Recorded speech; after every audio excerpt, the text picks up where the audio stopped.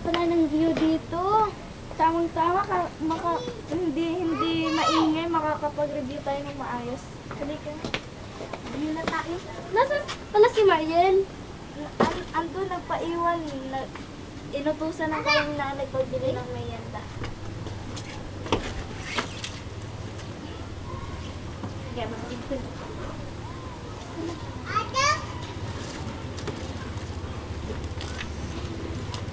Sa Pilipino muna tayo, ha? Okay. Sean? Nag-aral ka ba kagabi? Oo. Oh, eto, may tanong ako sa'yo. Sige. Ang tanong mo?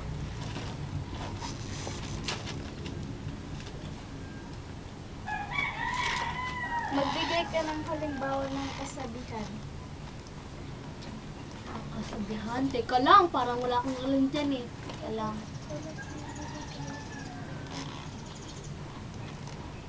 Tulak ng dibdib. Ay, mali. Teka lang. Sean? Tulak ng bibig. Kabig ng dibdib. Okay. Ito pa.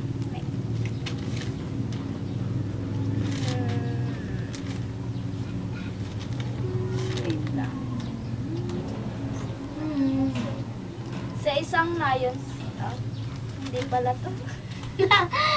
Ayusin mo kasi magbabasa mo. Ang patlang ay nagsasaad kung kailan naganap o magaganap ang kilos na taglay ng pandiwa.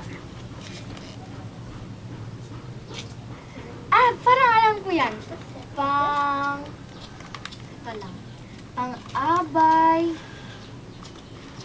na pamanahon? Ako naman may tanong. Teka lang, naiiyak ako. Tatawagin ko lang si Mariel. Palit na dito na pakagat kami. Dito na si Mariel. Sige. Sorry, natagalan. Tuloy na natin yung review. Bilisan na natin. Kailangan ko na umuwi. Anong oras na ba? 6. 6 na? Oo, tingnan mo. May tatanong ako sa'yo. Bilisan ah. Bilisan. Bilisan to. Lang.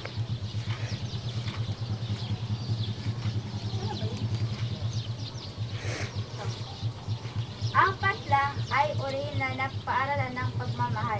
Pamilya. Ikaw, may tanong ako sa'yo.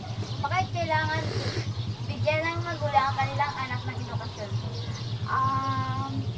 Dahil ito lang ang pamanin nila sa paglaki. Para sa paglaki nila, mayroon silang mamana sa kanilang magulang. Para sa'yo, kami. Upang mayroon silang kinabukasan sa paglaki nila. Ako naman may tanong. Okay.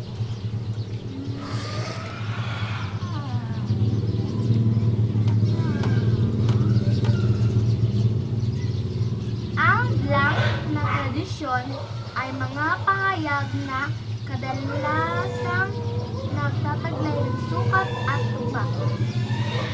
Traditional. Traditional na tula. Tama. Bilang napantig sa bawat talutod. Sukat.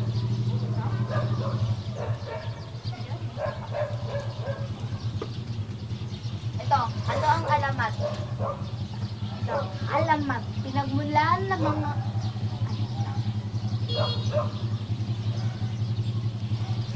kwento.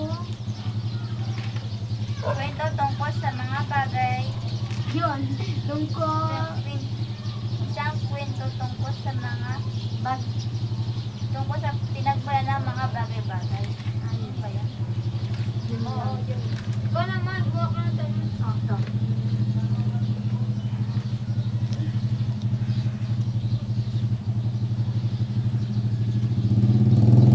Ay naglalarawan kung paano maganap. Ito ay naglalarawan kung paano nagaganap o magaganap ang kilos na pinapahayag ng bandiwa. Pangabay na pamanahon.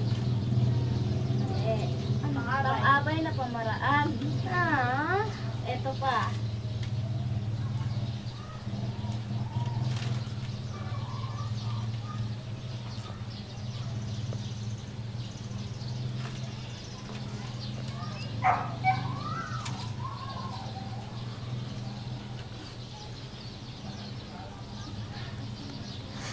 Dinibua ang patlang ng kalakasan at katapusan. Araw ka.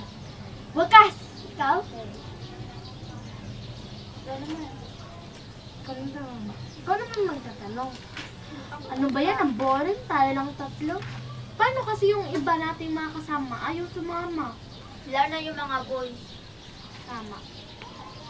Baka nga, masero pa sila. Sige na, ikaw na magtanong. Wait guys, last na lang natanong. Kailangan ko nang umuwi.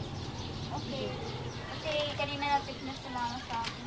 Pinapauwi na ako. Sige. Sige na, last na tanong. Ang patlang ay isa sa kauna-unang politika ng mga Pilipino bago pa dumating ang mga Espanyol. Ha? Okay, ulit? Karaniwang bayan? Hindi. Alamat. Yun. Oo. Tayo na, magsiuwi na tayo. Kasi, malapit na rin umaga. Total, hindi na tayo umuwi. Budak na lang sa exam. Tama. Stop.